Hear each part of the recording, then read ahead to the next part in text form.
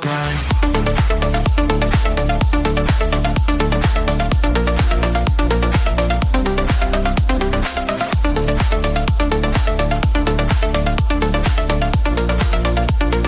Everything is so bright.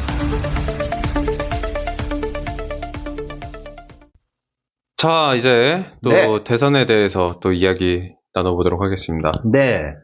사실 저희가 예, 저번 주에 다 하려고 했었는데 그쵸. 근데 그때 녹음을 다 끝내지 못했어요. 맞아요. 왜냐면 그때 드론 공격을 당해가지고 네, 맞아요. 드론 공격 당해서 우리가 자리를 이동하고 녹음을 다시 하긴 했는데 네, 시간이 너무 늦어가지고 맞아요. 그때 제가 그 드론 공격 충격 때문인지 네. 두통이 머리가 너무 그 아프더라고요. 여파로. 더 이상 녹음을 진행하지 못하겠다.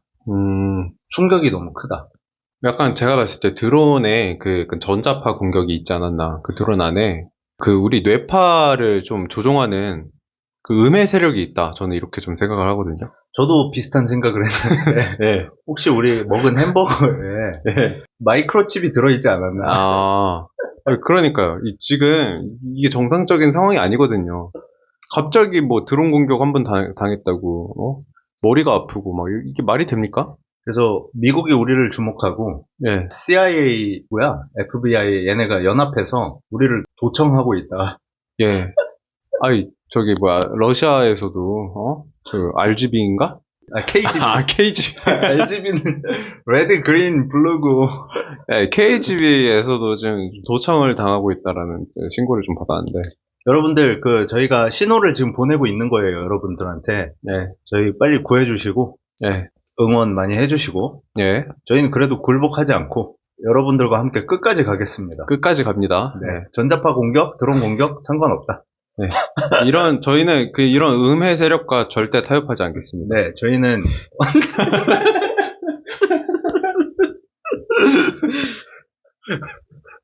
저희가 이번 시간에 할 거는 네. 저번에 우리가 대선 후보들에 대해서 어떻게 살아왔는지 생애를 다뤘죠. 생애를 한번 훑어봤죠. 지금 김문수 편이 올라갔는데 네. 저희가 김문수 편 올라가고 아마 오늘 곧 있으면 한 3, 4시간 후면은 네. 코리안 좀비 이재명 편이 올라가거든요. 맞아요. 네. 그리고 내일은 시끄러운 이준석. 네, 맞습니다. 시끄러운 이준석 편이 올라갈 텐데 우리가 그때는 생애만 다뤘고 사실 후보들의 각 공약이 어떤지에 대해서 예. 그건 다루지 않았거든요. 왜냐면은 저희가 그 당시에 드론 공격의 충격으로 맞아요. 방송을 끊었기 때문에 네. 이번에 다시 만나서 네. 나머지 방송을 진행하고 있는 거죠. 지금 지하 벙커에서 네. 안전하게 녹음하고 있습니다. 네. 저희가 오늘도 햄버거를 먹었어요. 예, 맞아요. 저번에 그 미국 수제버거 진짜 맛있었는데 맞아요. 네. 이번에는 버거킹을 먹었거든요. 예. 비교를 해봤는데 확실히 미군 부대 앞 수제버거가 훨씬 맛있다. 버거의 왕이 자리를 내려놔야 될 때가 온 것 같습니다. 네, 이제 버거 왕은 더 이상 마법부가 무너졌다. 네. 새로운 이제 버거의 그 권력의 시대가 재조정되어야 하지 않나. 국민의 부름 앞에서 어떻게 이렇게 포악한 행위를 할 수 있겠습니까? 저는 오로지 맛으로 평가합니다. 저희가 저번 시간에 맛에 대한 주제도 다뤘잖아요. 맞아요. 그때는 우리가 맛 칼럼니스트로서 맛 평론가로서 우리가 맛에 대해서 다뤘는데 거의 뭐 황교익이었죠. 예. 그쵸? 네. 황교안. 네. 아무튼 근데 저번 시간에 준비했던 거랑 다르게 네. 한 주 동안 네. 업데이트된 게 너무 많아요. 좀 있었죠. 네. 근데 그 한 주 동안의 업데이트를 저희가 모두 다루기는 좀 힘들 것 같아요. 네. 따라가기도 너무 힘들고 저번에 우리가 네. 준비한 것도 이미 있기 때문에 네. 이번에는 우리가 준비한 것들에 대해서 준비한 것들 위주로 얘기를 할 테니까 새로 나온 정보들은 여러분들 뉴스도 보고 그 다음에 내일 오후 8시 반에 첫 대선 토론이 진행된다고 하네요. 맞아요. 유력 대선 후보들이 다 나와가지고 공개 토론을 하는 자리이기 때문에 그런 공약들 직접 들으면서 검증해 볼 수 있는 시간도 되지 않을까 싶습니다. 주요 후보라고 했는데 네. 거기 권영국이 껴있어요. 그쵸. 그거 왜 껴있는 거야? 그게 대선 토론 참가자 기준이 있더라고요. 정확하게 생각은 안 나는데 기준에 이제 부합하는 사람이 그렇게 내 후보다. 이렇게 음, 해가지고 4명이 이제 참석하게 됐습니다. 근데, 네. 권영국은 왜 나오는지 모르겠다. 사실상, 네, 그렇죠. 뭐, 자- 3명을 위주로 좀 보겠죠. 자기도 알걸? 그치? 그래도 이제 새로 추가된 정보들에 대해서 몇 개만 좀 다뤄보면, 국민의힘에 예, 저격수들이 꽤 많아요. 예. 일단, 사이코패스 김상욱. 야, 예. 왜 사이코패스인지 아나요? 잘 모르겠습니다. 김상욱이 계엄 때 국회에 이제 다 모여가지고 음, 탄핵을 올렸을 때 찬성표를 던져야 탄핵이 되는 거잖아. 그 헌재로 가는 거잖아. 근데 국민의힘이 그때 참여를 안 했어. 근데 200표 이상, 그러니까 3분의 2 이상이 동의를 해줘야 넘어가거든. 네. 근데 범야권은 192석밖에 안 되고 최소 8표 이상은 나와줘야 그게 처리가 될 수 있는데 안 오는 거야, 아무도. 근데 막판까지 기다렸을 때 몇 명이 돌아왔어. 안철수는 끝까지 남아 있었고 처음부터. 근데 갑자기 국민의힘 김상욱 의원이 갑자기 뛰어와. 뛰어오니까 이제 박수를 치지. 내란의 밤 때. 아이, 잘 오셨다고. 이준석도 나와서 막 잘 오셨다고 그러고 의원들 가서 등 토닥여주고 그러더니 김상욱이 투표를 마치고 자리에 앉아서 울어. 갑자기 우나요? 예. 울어. 예. 그래서 다 끝나고 나와서 인터뷰를 해. 예. 자기는 반대표를 찍었대.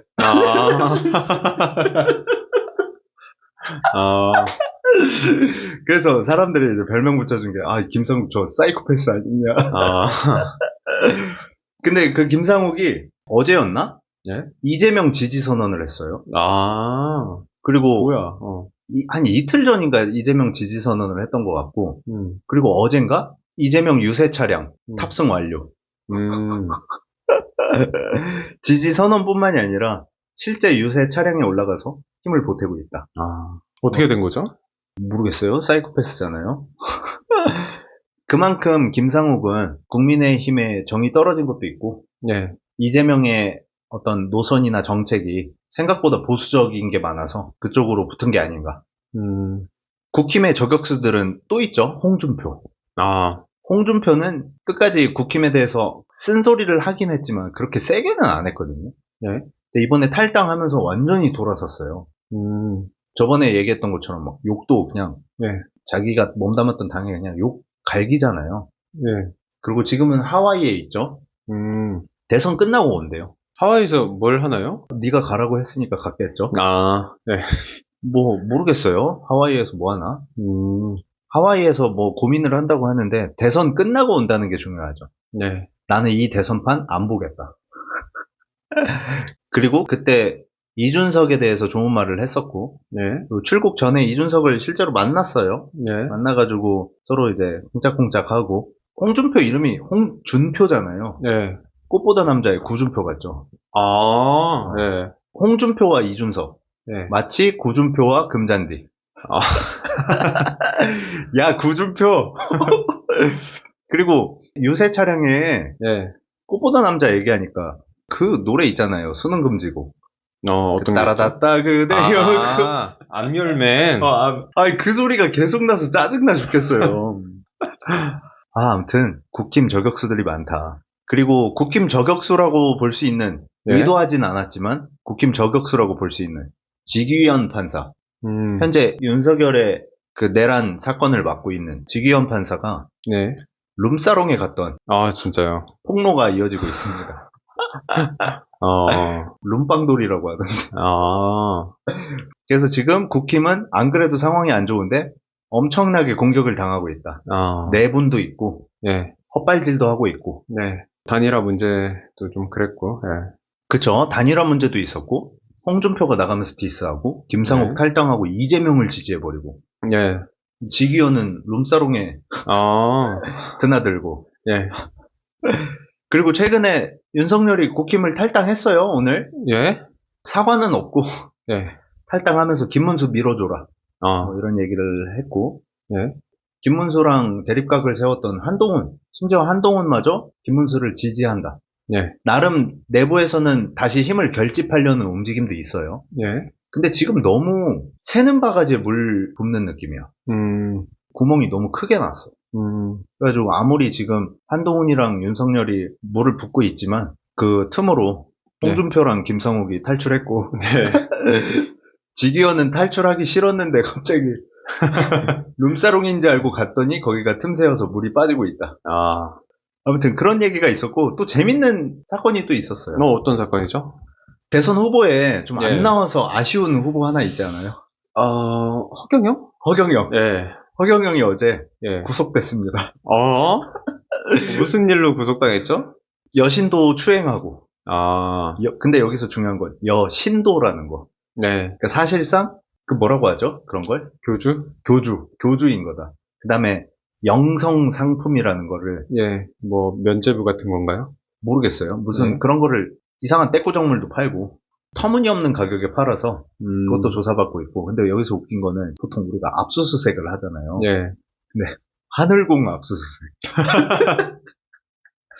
지금 꼭 정치와 종교가 결합된 형태인 게, 사실, 뭐, 옛날 그 시절을 보는 것 같아요. 정종유착. 예, 정종유착으로, 예.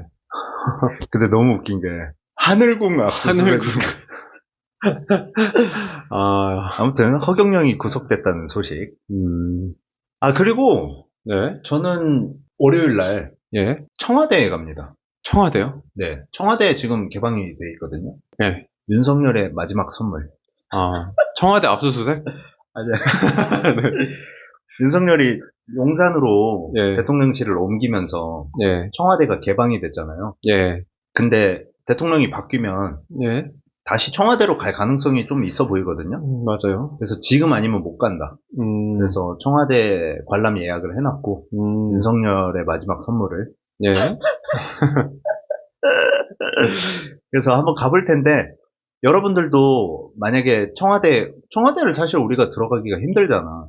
그쵸. 예. 그리고 대통령실도 공개가 돼 있는 걸로 알고 있거든, 일부는. 그런 데를 언제 가보겠어. 그리고 위치가 청와대가 좋잖아. 그래서 한번 가보고 싶은데 곧 청와대가 개방이 안 될 수도 있기 때문에 안 될 가능성이 크다. 네. 그러니까 여러분들 가고 싶으면은 네. 조만간 네. 너무 늦지 않은 여름 때 네. 그래도 바로 청와대로는 안 가겠지.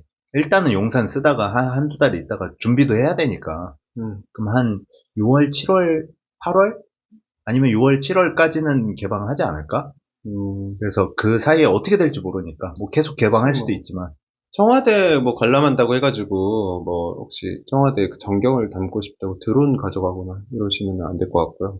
딱 이제 청와대 내부 궁금하긴 하네요. 그러니까요. 한번 가봐요. 네, 한번.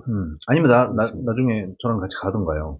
네. 한 번 더 해서. 그거 예약하는 거 어렵지 않거든요. 네. 가서 그냥 신청인이랑 신청 인원 적고 핸드폰으로 인증하면 끝이에요. 그 시간대별로 예약하고. 네. 근데 미리 예약을 해야 돼요. 특히 주말에는 벌써 많이 자리가 찼거든요. 네. 갈 분들은 미리 하고, 네. 미리 청와대 구경 갈 사람들은 미리 가라. 네.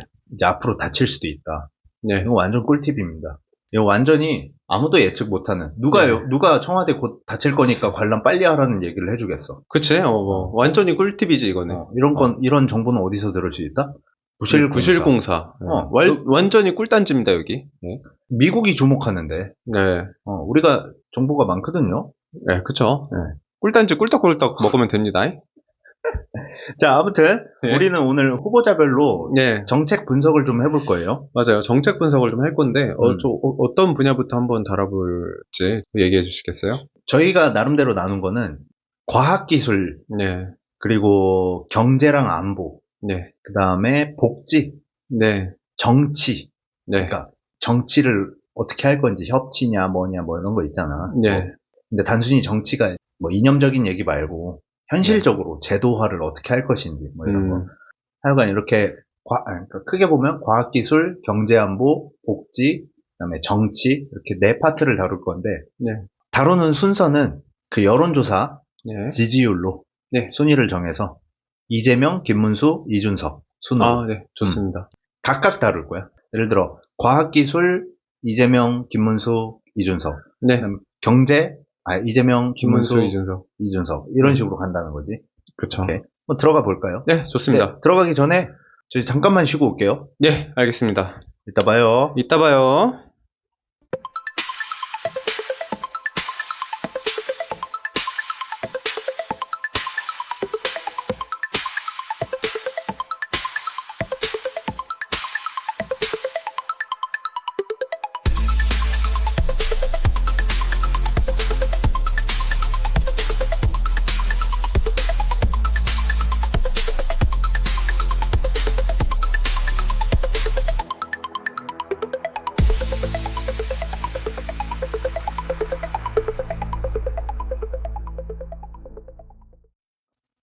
Hello, 돌아왔습니다. Yeah, hello everyone. Hi, how you doing?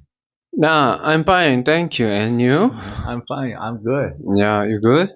Yeah, Me neither. midnight. 오케이. Okay. 그러면은 이번에 들어가 볼까요? 후보자별 정책 분석에 들어가 볼까요? 예, 들어가 봅시다. 네. 처음 다룰 주제는 과학기술 편인데, 네, AI와 반도체. 각 후보들이 AI와 반도체에 대해서 네, 어떤 공약을 내세우고 있는지를 한번 볼게요. 네, 일단은 코리안 좀비 이재명부터 볼까요? 네, 모든 후보들이 다 네, AI에 대해서 진짜 AI 세상에 왔나 봐. 네, AI에 대한 얘기를 각 후보들이 많이 얘기를 해가지고 아무튼 네. 이재명으로 한번 들어가 볼게요. 자, 이재명은 예. 2030년까지 AI 세계 3대 강국을 만들겠다. 2030년까지. 네, 근데 2030년이면 지금 2025년이니까 한 정권이 끝났을 때, 그러니까 이재명 정권이 끝났을 때까지 세계 3대 강국, AI 세계 3대 강국을 만들겠다는 거죠. 네. 이걸 어떻게 할 거냐? 100조를 쓰겠다. 100조를. 네. 100조를 어디서 어떻게 모을 거냐? 자, 민관 합동 투자를 하겠다. 민에서 65조. 네, 나머지는 정부가 되는 거죠. 네, 이 돈을 그러면 어디다 쓸 건데? 100조를 어디다 쓸 거냐? 일단 GPU를 많이 사오겠대요. 네. GPU를 최소한 5만 개 사오겠다고 하거든요. GPU가 뭐죠? GPU가 그래픽 처리 장치. 그래픽 처리 장치. 인공지능과 딥러닝 뭐 이런 거 할 때 대규모 연산을 수행하는 장치. 거기에 핵심 하드웨어지. GPU는 이제 범용이야. 원래는 그 용도로 나온 게 아닌데 AI가 뜨면서 거기에 쓰는 거지. 뭐 NPU라는 것도 있는데 신경망 처리 장치 이게 이제 요새 나오는 거고. 하여간에 GPU를 최소 5만 개 확보하겠다. 5만 개라는 기준이 뭐냐? 지금 우리나라엔 2,000개밖에 없대요. GPU가. 2,000개. 너무 적잖아요. 도대체 그게 많으면 뭐가 좋냐? 뭐 예를 들면 메타 있죠. 페이스북, 네, 인스타그램, 메타 있죠, 예. 메타인지. 예. 메타에서 35만 개를 가지고 있어요. 35만 개. 35만 정말 개. 많네요, 35만 개면. 네, 그쵸. 그리고 챗 GPT, 네. 챗 GPT-4 모델 학습시키는데 15,000개 쓰였대요. 그러면은 저기 구글 제미나이. 제미나이도 뭐 그 정도 되겠죠. 제미나이, 뭐 퍼플렉스티, 챗 GPT 뭐 이런 애들은 엄청 많이 갖고 있어요. 구글 뭐 엄청 많이 갖고 있는데 잠깐만요. 음흠. 우리한테는 심심이가 있잖아요. 적어도 한 30만 개 되지 않을까요? 심심이 정도면? 심심이는 네. 심심한 위로를 드립니다. 아, 심심한 사과를 드립니다. 심심이는 그 정도까지는 아닌가요? 아니, 심심이는 네. GPU가 필요 없지. 아, 걔는 알바 쓰면 되니까. 걔는 CPU로 할 수 있지. 아무튼 그렇게 많이 필요한데 우리나라는 2,000개밖에 없어서 예, 이거를 5만 개까지 최소. 예. 그러니까 여기서 말하는 건 최소야. 더 늘리고 싶은데 현실적으로는 안 되니까 그래도 한 5만 개는 있어야 뭔가 해볼 수 있겠다. 왜냐면 전 세계에 지금 인공지능으로 뭔가를 하는 기준에 어느 정도 맞춰본 거지, 최소한으로. 그래서 5만 개가 필요하다고 하고, 그 다음에 요새 나온 NPU라고 신경망 처리 장치가 있어요. 예. 얘는 이제 작고 저전력에 AI 전용으로 나온 거예요. 그래서 이거를 개발하는데 지원을 하겠다. 거기에도 이제 그 100조 중에 일부를 쓴다는 거겠죠. 네. 이 개발 지원한다는 거 뭐냐? 우리가 잘하는 것처럼 반도체 만들어서 팔겠다. NPU 만들어서 신경망 처리 장치 우리가 개발해서 만들어서 파는 거에 집중하자. 그 다음에 이것 때문에 욕을 많이 먹고 있는데 모두의 AI, 그러니까 한국형 챗 GPT를 만들어서 전 국민한테 AI를 활용하게 하겠다. 이걸로 욕을 좀 먹고 있어요. 예. 왜 욕을 먹냐? 우리가 아무리 만들어 봤자 챗 GPT만큼 어떻게 만들어요? 그쵸. 거기에 돈만 쓰고 뭐 쓸데없이 흐지부지 되는 돈을 쓰는 거 아니냐라고 욕할 수는 있는데 근데 여기에는 의도가 있긴 해요. 왜 근데 하냐? 일단은 해외 의존도를 좀 낮출 필요가 있다. 왜냐면 다 외국 거 쓰잖아 우리가. 그쵸. 심지어 얼마 전에 중국 것도 썼잖아. 그리고 국내 기업 육성을 해야 될 거 아니야. 뭐 실패하더라도 육성을 해놔야 판이 자라잖아. 그것도 있고 이런 걸 개발할 때 투자도 유도가 되고 외부 투자가 유도가 되고 그 다음 또 있어. 외국 걸 쓰다 보니까 이게 다 영어 기반이야. 그래서 이거를 한국어 기반으로 해야 우리가 더 실용적으로 쓸 수 있는 것들. 한국의 뭐 고전들도 다 번역을 할 수가 있고. 그 다음에 또 여기 중요한 거는 디지털 복지를 하겠다. 디지털 복지야. 전 국민에게 배포하는데 이제 복지적인 좀 측면이 좀 있네요. 그쵸. 예. 그러니까 뭐 고령층, 어린아이, 저소득층, 스마트폰이 없을 수도 있어 심지어. 구형 핸드폰을 쓸 수도 있고 나처럼. 챗 GPT 나 핸드폰으로 못 쓰거든. 안 깔려. 디지털 복지를 하겠다. 취약계층에까지 모두가 사용할 수 있는. 그래서 AI에 대해서 이렇게 투자를 하겠다라고 했고요. 일단 제가 궁금한 거는 그 AI에 대해서 투자를 하겠다, 100조 투자하겠다. 여기까지는 이제 이해가 되는데, 구체적으로 어디에 투자를 할 수 있을까? 그러니까 예를 들면 챗GPT나 메타나 뭐 유수의 기업들이 있잖아요. 네. 우리나라라고 한다면 뭐 삼성 정도 지금 생각이 나는데, 아니면 이걸 국가에서 아예 이제 R&D 지원 측면으로 좀 하겠다는 건지, 아니면 어떤 기업에 좀 맡겨서 그렇게 발전해 나가는 방향으로 하겠다는 건지가 살짝 궁금하긴 하네요. 안 그래도 그래서 얘기를 하려고 했던 게, 예. 이재명의 정책에 이런 게 있어요. 국가 AI 데이터 집적 클러스터. 말이 어렵지? 클러스터, 예. 클러스터가 뭐죠? 클러스터 어떤 집단을 얘기하는 거죠. 맞죠. 네. 집적은? 집적. 집적되다? 글쎄요, 집적이 뭐죠? 이것도 그냥 모아놓겠다는 모아놓다? 거지. 그걸 어디다 할 거냐. 그러니까 AI 데이터를 모아놓는. 뭐 그러려면 진짜로 기업도 거기에 많이 있어야 되고. 클러스터를 통해서 뭐 기업들을 이제 많이 모아서 같이 이제 연구를 해나가는 방향이냐? 아니면 어떤 뭐 그런 과학기술을 지금 선도하고 있는 우리나라의 뭐 카이스트나 뭐 이런 대학교 중심으로 그런 연구를 좀 진행을 할 것이냐, 약간 이런 것들 고민해 볼 수 있겠네요. 쉽게 말하면 단지를 만들자. 단지를 만들자. 실버타운처럼. 실버타운. 이 단지를 어디다 만드냐, 그것도 중요하죠. 그러니까요. 이걸 광주 쪽에 만들려는 것 같아요. 일단 모르긴 몰라도 서울은 아닐 것 같았어요. 그쵸. 왜냐면 너무 집중돼 있고 땅값도 비싸고. 그쵸. 근데 기업들은 서울에 있고 싶어 하죠. 그쵸. 아무래도 사람 뽑기도 쉽고. 뭐 다 서울에 있으니까 서울에서 해야 되는데, 문제는 이제 서울은 땅값이 비싸가지고.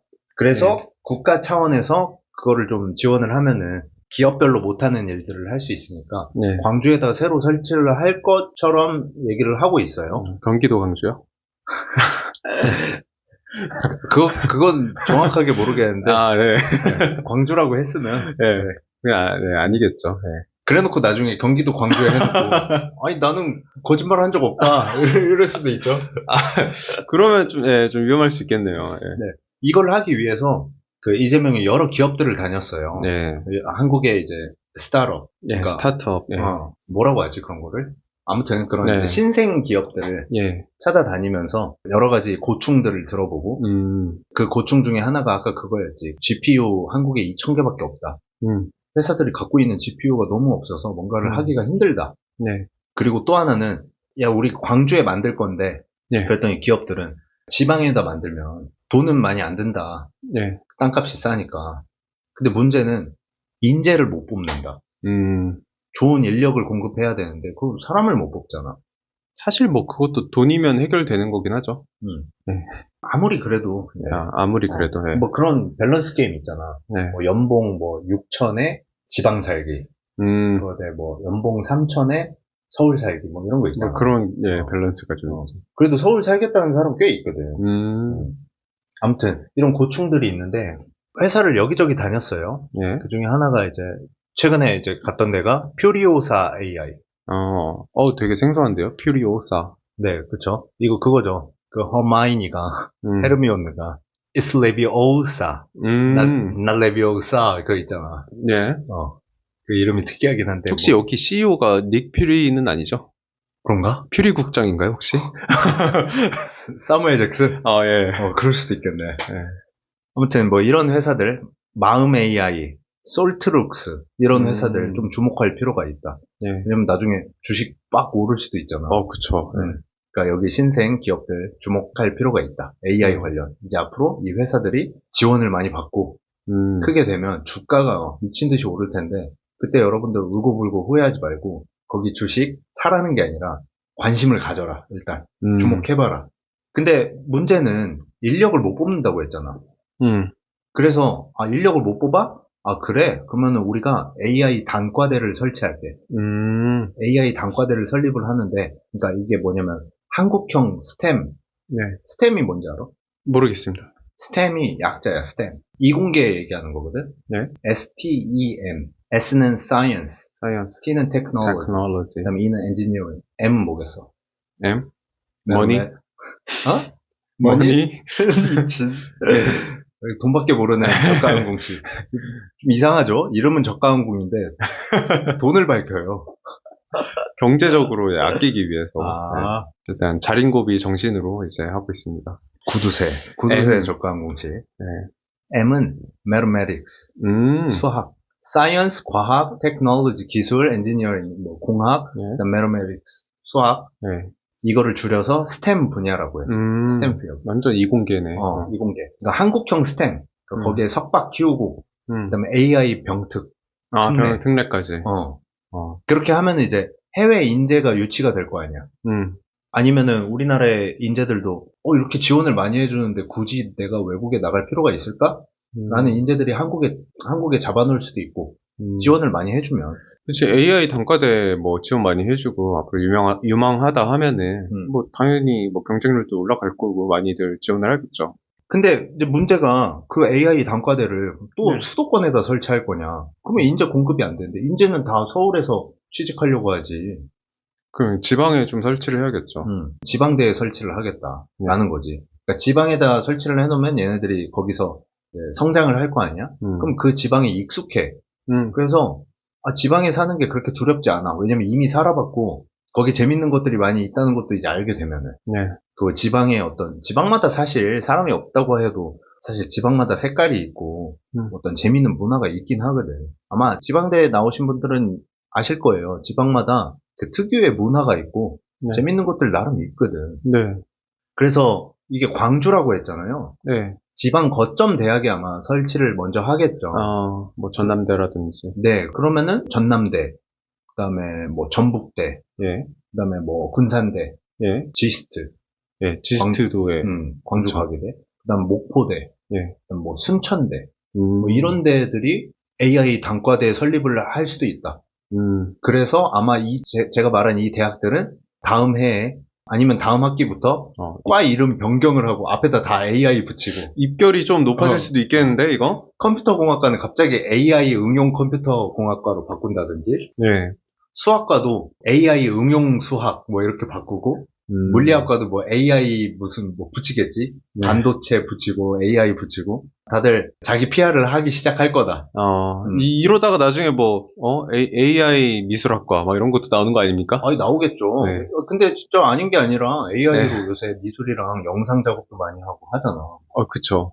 이제 뭐 그 순수 예술로 평가받는 그런 영역들까지 지금 AI가 침투했다 보니까 굳이 우리가 좀 생각하는 이런 단과대라고 했을 때 뭐 공학이나 뭐 과학 이런 쪽을 좀 중심적으로 보고 있는데 그게 아니더라도 정말 다양한 분야에서 활용 가치가 있을 것 같아서 앞으로 어떻게 될지 좀 궁금합니다. 이 대학들이 아마 지방대 위주로 활성화가 될 텐데 예. AI 관련된 대학들은 아마 이재명 말대로라면은 호남권 대학들, 공립대들 이런 데 AI 단과대가 좀 설립이 되지 않을까라는 예상을 해볼 수 있겠죠.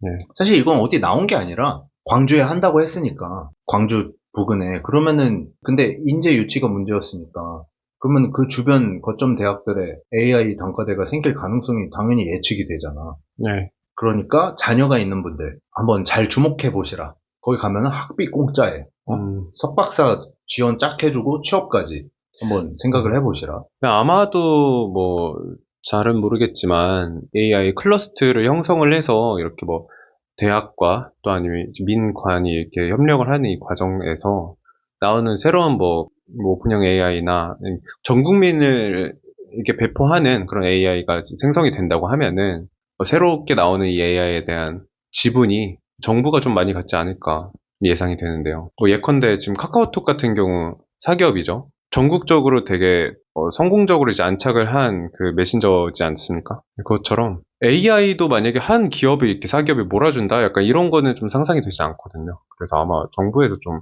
많이 가져가는 그 정부 주도의 AI가 되지 않을까 싶습니다. 회사들의 지원을 하되 정부가 지분을 많이 가져간다고? 아마 그렇지 않을까요? 네. 아, 근데 아무래도 정부에서 돈을 지원을 했으니까. 예. 아, 근데 그게 중요하겠지. 야, 내가 돈 줬으니까 내가 하라는 대로 해. 라고 하면은, 그것도 그렇지. 좀, 그렇지. 어. 그러니까 자율성을 좀 줘야겠지. 그러니까 돈은 주되 신경 쓰지 말아야 돼. 어떻게 쓰든. 음, 믿어줘야 돼. 근데 우리나라 그게 힘들지. 근데 제가 투명- 생각하는, 네. 얘기하세요. 투명성 문제 때문에. 네.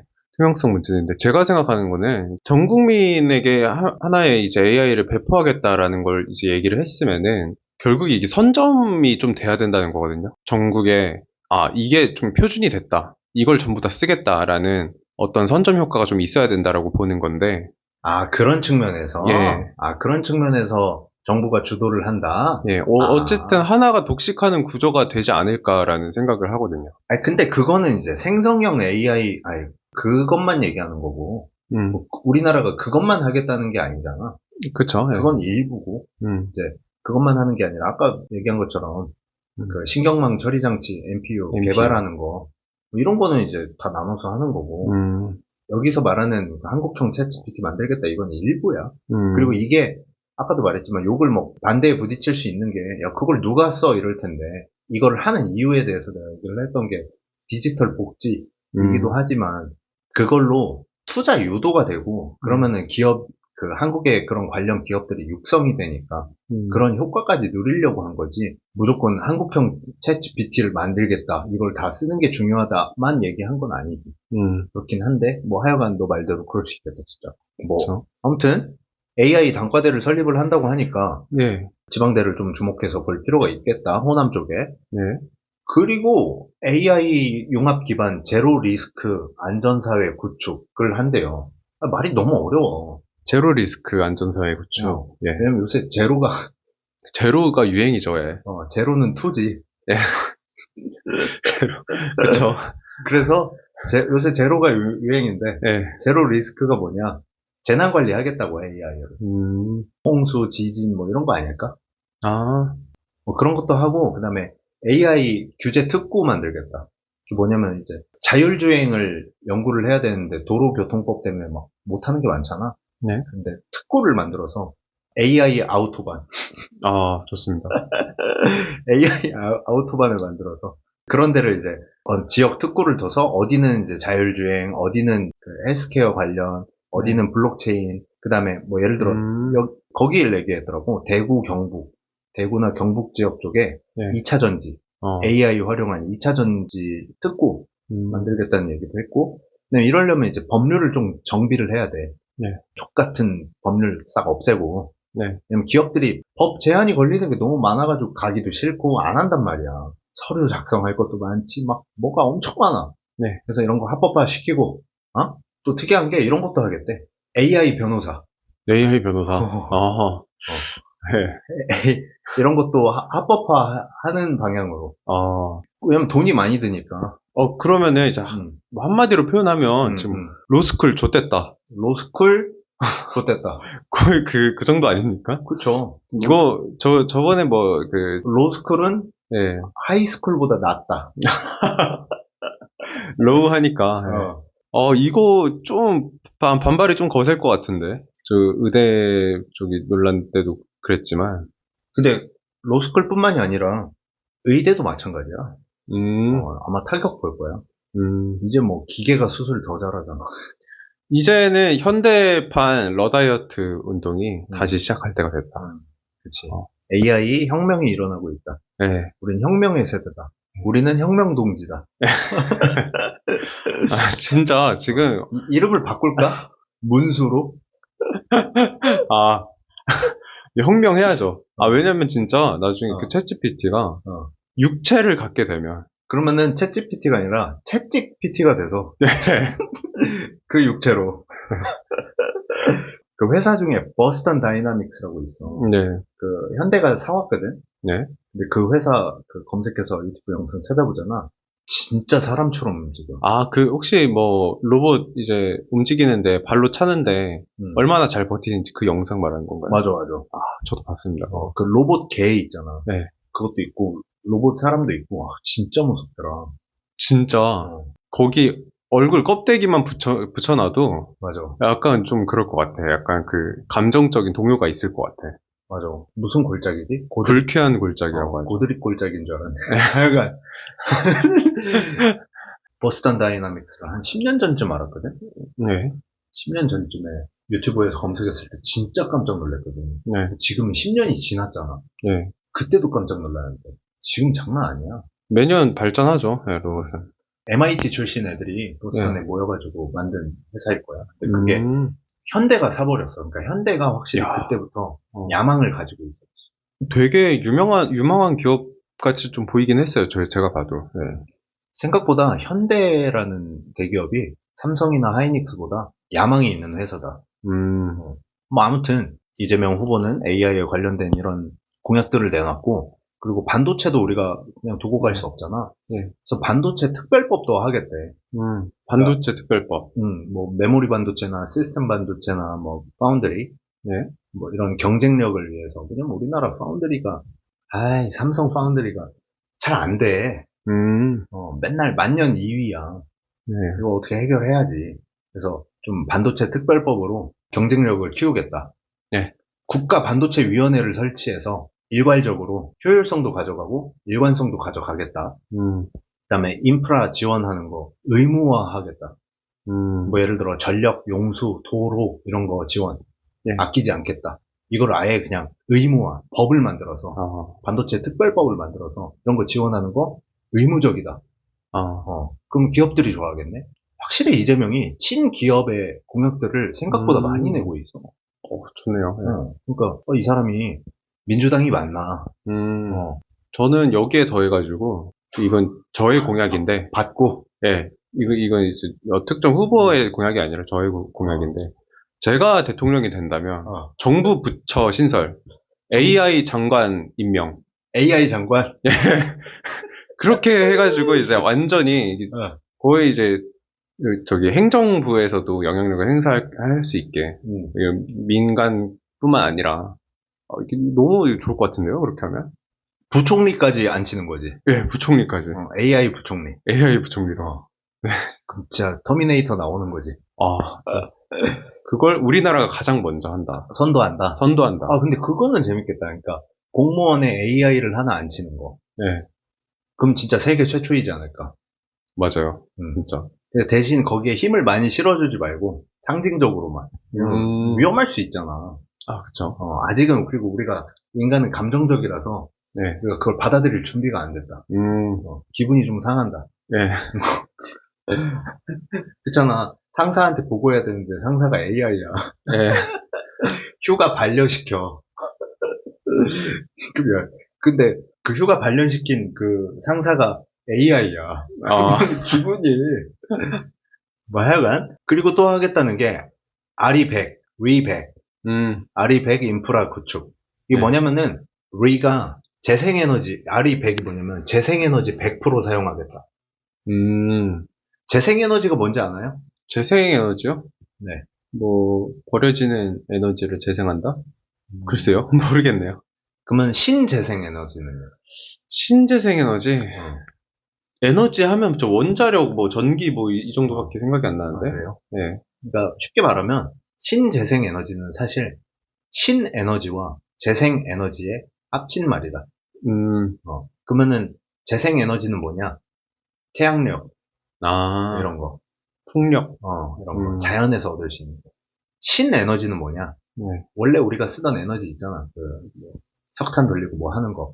걔를 이제 새롭게, 뭐 환경 오염을 줄이면서도 이제 에너지를 많이 뽑아낼 수 있는 어떤 새로운 기술. 이런 걸 합쳐서 신재생에너지라고 하는데, 여기서 말하는 RE100 인프라 구축, 재생에너지 100% 사용하겠다는 목표는 말 그대로 태양력이나 뭐 이런 거 100% 목표로 바꿔가겠다는 거지. 근데 여기에 대해서는 말이 많은데, 근데 사실은 진짜 장기적 관점에서는 재생에너지를 써야만 해. 결국엔 재생에너지를 쓰긴 써야 되거든요. 그쵸. 네. 왜냐면은 사실 일론 머스크가 하는 것도 그거예요. 네. 전기자동차. 그리고 궁극적으로는 전기 우주선까지 만들고 싶어 하거든요. 궁극적으로는 아크 원자로. 왜냐면은 이게 앞으로는 지구만이 아니라 돌아다녀야 될 텐데, 그러려면은 석탄 뺄 수가 없잖아. 음, 그러려면 결국엔 태양열 써야 되고 항성들에서 나오는 에너지를 써야 될 거다. 예, 뭐 아무튼 장기적 관점에서는 그런데 하여간 재생에너지를 100% 목표로 하는 그 인프라를 구축하겠다. 이걸 어디다 할 거냐? 용인. 음, 여기는 용인에다가는 반도체 클러스터를 만들겠다. 그래서 2030년 이재명 임기까지 서해안 고속도로를 쫙 깔고 그 다음에 2040년까지 장기 목표로는 한반도 에너지 고속도로를 쫙 깔겠다. 그러니까 이 고속도로라는 게 에너지 고속도로예요. 재생에너지로 돌아가는 고속도로겠지. 그 실제 진짜 고속도로를 얘기하는 건가요? 자동차가 어. 지나가는? 어, 그러겠지? 그거를 이제 신재생 에너지로 만들겠다? 아니, 신재생에너지가 아니라 재생에너지. 아, 재생 에너지로. 그걸로 굴러가는 어떤 도로를 만들겠다는 거 아닐까? 글쎄요, 나도 뭐. 이것까지는 정확히 모르겠지만 하여간 반도체는 용인 쪽이 좀 뜰 것 같다. 이미 인프라가 좀 있긴 하니까 그쪽에. 네. 그리고 재생에너지 산업도 키워야 될 거 아니야, 그러려면. 네. 이런 거는 이제 호남 쪽이나 아니면은 뭐 소멸 위기 지역 있잖아. 우리나라 지도 보면 소멸될 위기가 가장 높은 지역들이 있거든. 네. 그런 쪽에 재생에너지 산업을 좀 지원을 하겠다라는 거죠. 그래서 반도체 산업 지원 기금을 조성해서 네. 그걸 지원하겠다는 거고, 이걸 통해서 이제 지역을 살리겠다. 왜냐면 이러려면 지역에 투자를 많이 해야 되잖아. 네.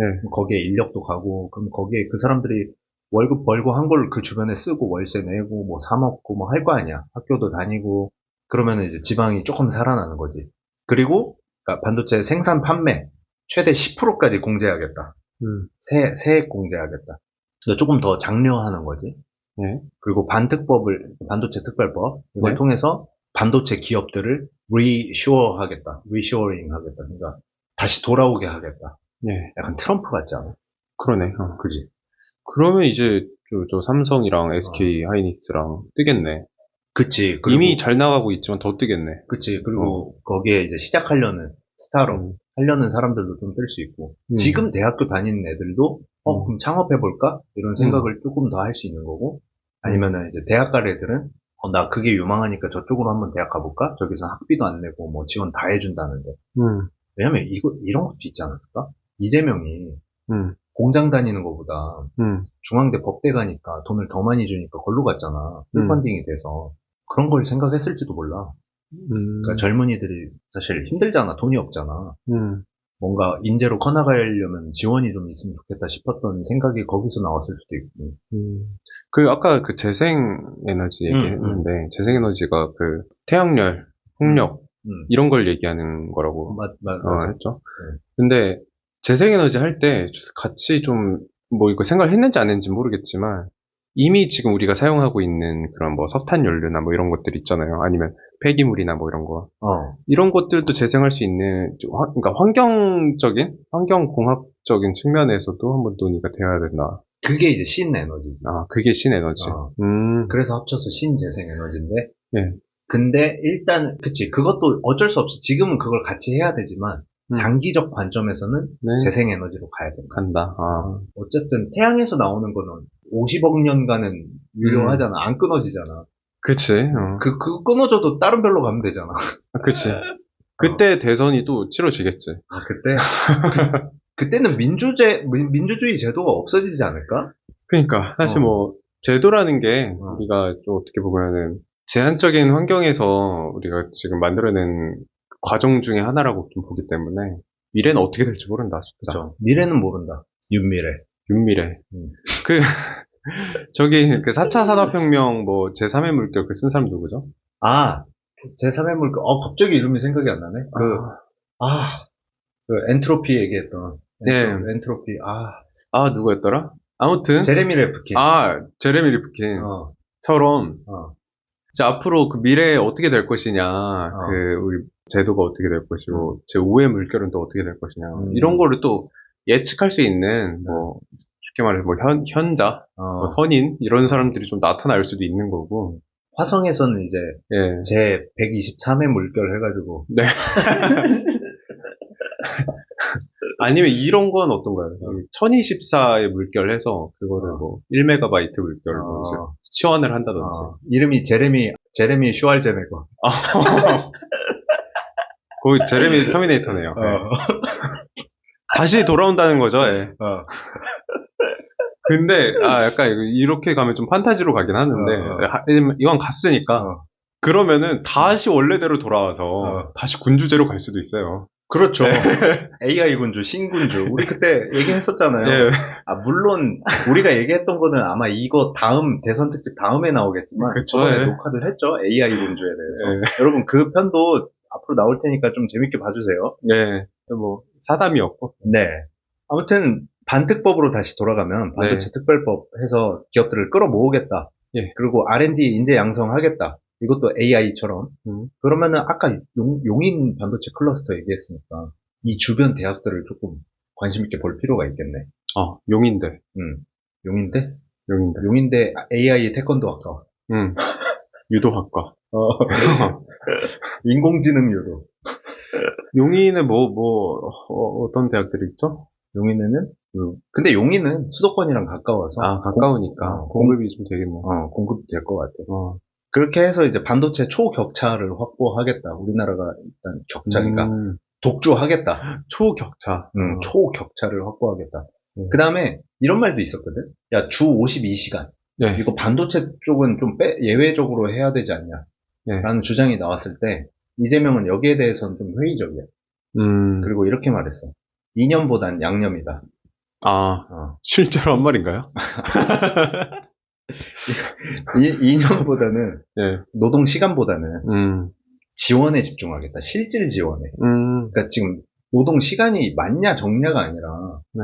회사가 지금 일하는 시간이 늘어야 기술이 확보가 되고 하는 게 아니라 네. 돈이 일단 많아야지 지원이 많이 돼야 하지. 그다음에 규제가 없어야 네. 뭔가를 하지. 지금 노동 시간이 중요한 게 아니다. 노동 시간 얘기하면서 그 양념 대결 하려고 하지 말아라. 뭐 그런 얘기를 하더라고요. 그리고 이거는 이제 과학 기술이긴 한데 예. 뭐랄까 이걸 뭐라고 하지? 지리학이라고 해야 되나? 뭐라고 하지 그런 걸? 뭘 얘기하는 거죠? 그 북극 항로 같은 거. 신항로 개척. 그러니까 그런 걸 무슨 학이라고 하지? 지리학? 지리학이 아니라 뭔데? 그래요? 무슨 학이죠? 뭐 아무튼 AI와 반도체만 다루는 게 아니라 기후가 좆됐잖아. 온난화로 북극의 얼음이 다 녹고 있어요. 맞아요. 여러분들 지금 난리 났어요. 북극에 지금 북극곰들 콜라 여러분들 이제 콜라 생산 안 돼요. 이러면 그쵸. 여러분들 따끔하게 제가 이 말은 해야겠어요. 여러분들 콜라 계속 마시고 싶어요? 그리고 북극이 녹으면은 해수면 상승 그런 얘기도 있지만 얼음 민물 아닙니까? 그쵸. 바닷물이 민물이 되는 건데. 그쵸. 프레시 워터잖아요. 네. 그리고 산타. 그쵸. 좀 사각 팬티만 입고. 그러고 다닌대요. 요정들 파업하고. 여러분들 혹시 아기가 있는 청취자들이 있을 수 있어요. 자녀들이 있는. 네. 그 자녀들 산타 할아버지가 선물 어떻게 줄 거예요? 기후 변화에 지금 되게 민감하게 되게 예민하게 받아들여야 할 때다. 그치. 지금 이 상황은. 그 산타가 원래 썰매 탔는데. 예. 이제 산타가 보트를 타게 생겼다. 근데 실제로 북극이 녹아가지고 네. 북극 항로가 개척이 되고 있다. 여러분, 쉐빙선 없이도? 쉐빙선 없이도. 여러분들 그 지도 구글 어스 보면은, 그러니까 지도 평평한 지도 말고 지구본 있잖아요, 지구본. 네. 지구본을 보시면 북극 쪽을 한번 보세요. 거기에 북극해가 있거든요. 예? 거기를 보면은 유럽이랑 러시아랑 한국 쪽이랑 이게 다 연결돼 있어요. 네. 원래는 우리가 태평양, 인도양 여기만 보고 여기로 옮겼는데 북극이 녹으면서 우리가 북극 쪽으로 다닐 수 있거든요. 네. 그러면 여기서 유럽 가는데 시간이 얼마 안 걸려요. 그 위쪽으로 가면 거기에 항로가 개척이 된다. 거기가 항로가 개척이 되면 어디가 혜택을 많이 볼까? 일단 우리나라. 우리나라 근데 조금 밑에 있잖아. 더 위에 있는 나라. 러시아. 러시아가 지금 그거 믿고 설치고 있는 거야. 거기가 열리면은 바로 그냥 거기 해군 깔아가지고 유럽 싹 먹을 수도 있다. 먹겠다. 우크라이나 지금 치고 있잖아. 네. 우크라이나 쳐서 불쌍하다 이러고 있을 때가 아니다. 근데 정말 바이킹족이 다시 세력을 모아야 할 때가 됐다. 랠리 해야 될 때가 왔다. 그쵸. 근데 진짜 북극항로 개척이 되면은 저는 한 가지 기대하는 게 있는데 뭐지? 알래스카 연어. 연어. 바로 직수입으로. 그러니까 연어들한테 항로를 이렇게 알려줘서 네. 연어 머리에다가 칩을 심어. 칩을 심어. 그죠. 그래서 연어는 알랄 때 그 회귀하잖아. 그 회귀를 강원도 앞바다로 해놓고 설정해놓고 아, 그쵸. 거기서 그물로 건지는 거지. 저, 흐르는 강물을 거꾸로 거슬러 오르는 연어들처럼. 예. 삼척 연어회 정도. 그래가지고 저 알래스카에 진짜 우리나라 횟집처럼 그러네. 간판 막 이렇게 알래스카 횟집. 알래스카 회덮밥. 원조 알래스카 원조, 덮밥 뭐 이런 거 원조집. 해가지고 다 만들면은 3대째 할머니 연어. 그 옆에 이제 진짜 원조 이렇게 써 있고. 그다음에 엽기 연어. 그러니까 그 외교적 뭐 정치적인 그런 이익도 있겠지만 저는 이렇게 먹을 거에 좀 관심이 가네요.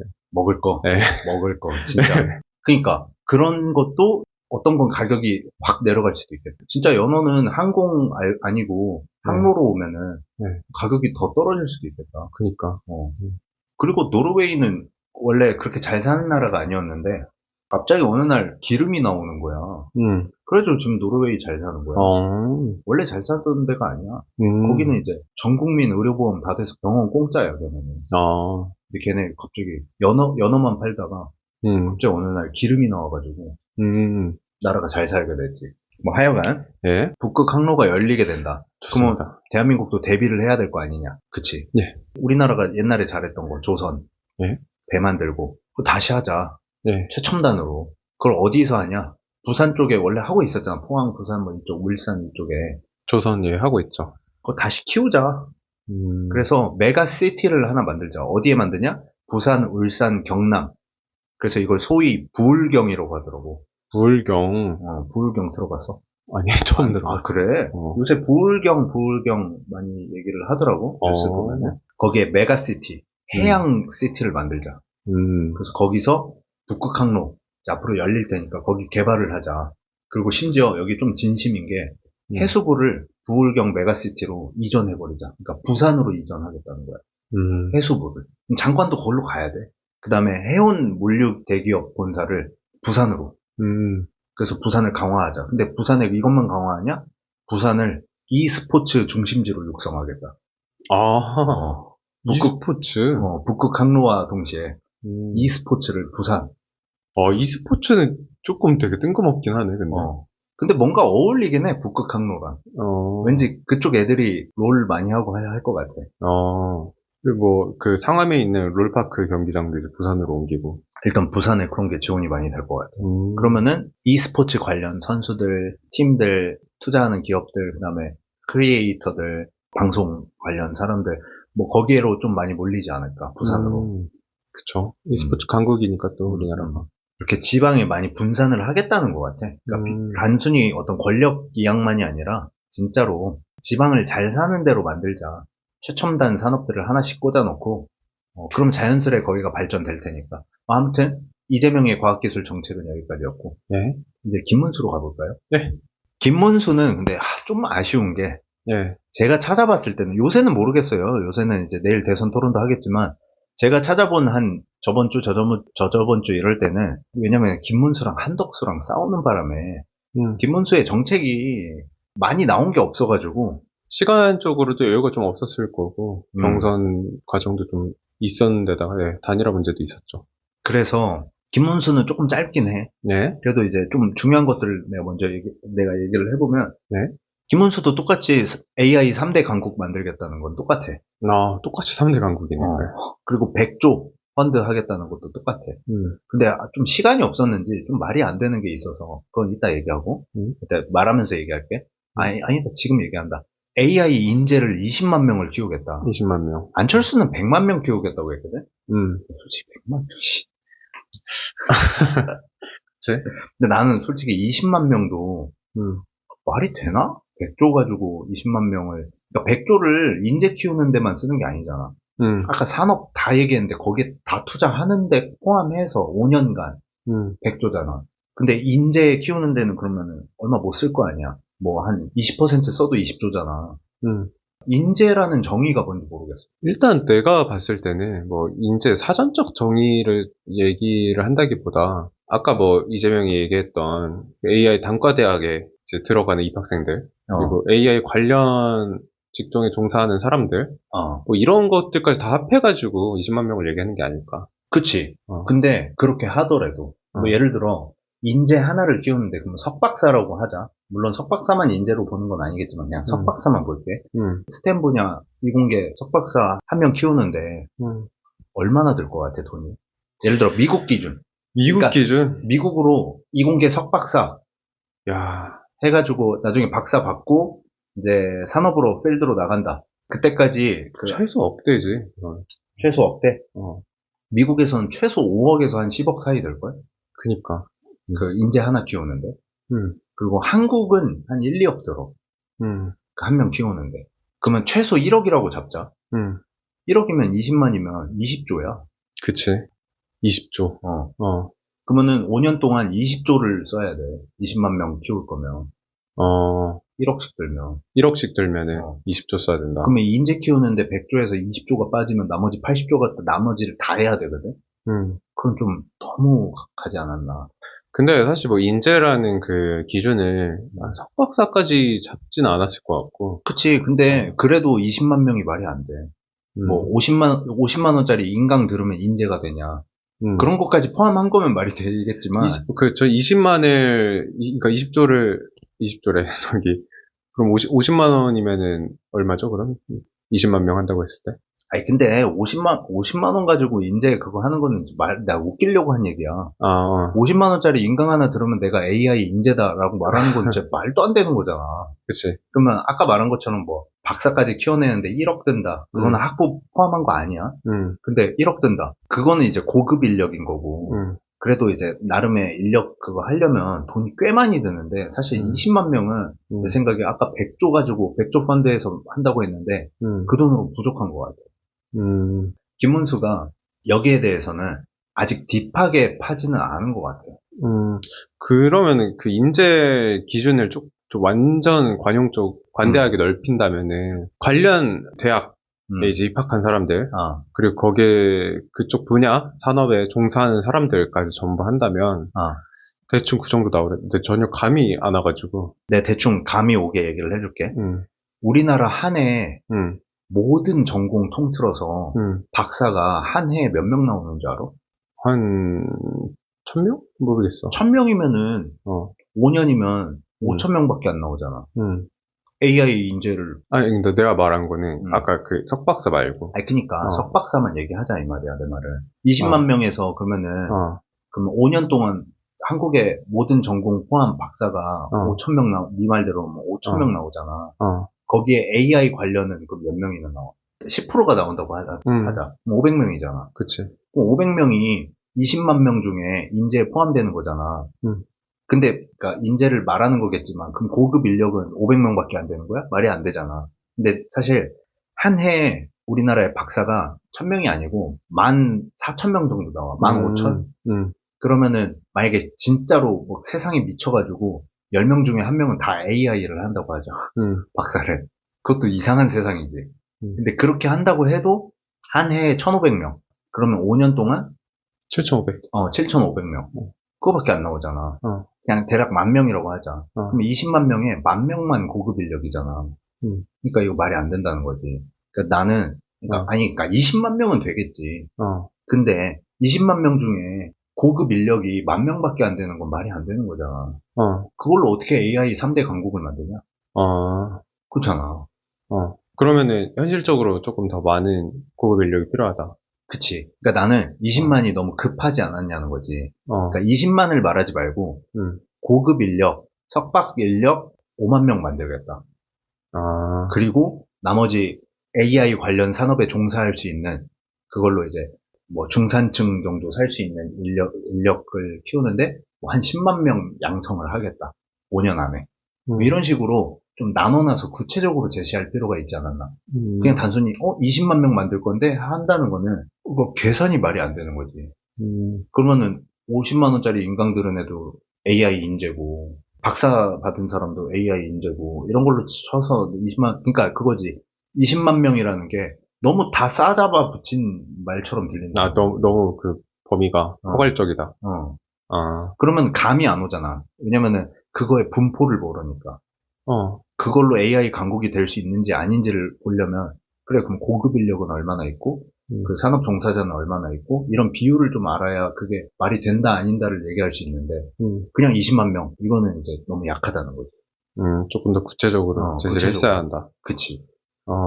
어쨌든, 이거는 사실 뭐, 구체적인 이야기가 좀 더 나와야 될 것 같고, 아마 아마, 내일 뭐, 얘기가 나올 수도 있고, 이게 아마, 드러내서. 아마 20만 명 만든다고 하면은 음, 질문 갈 수도 있을 것 같아.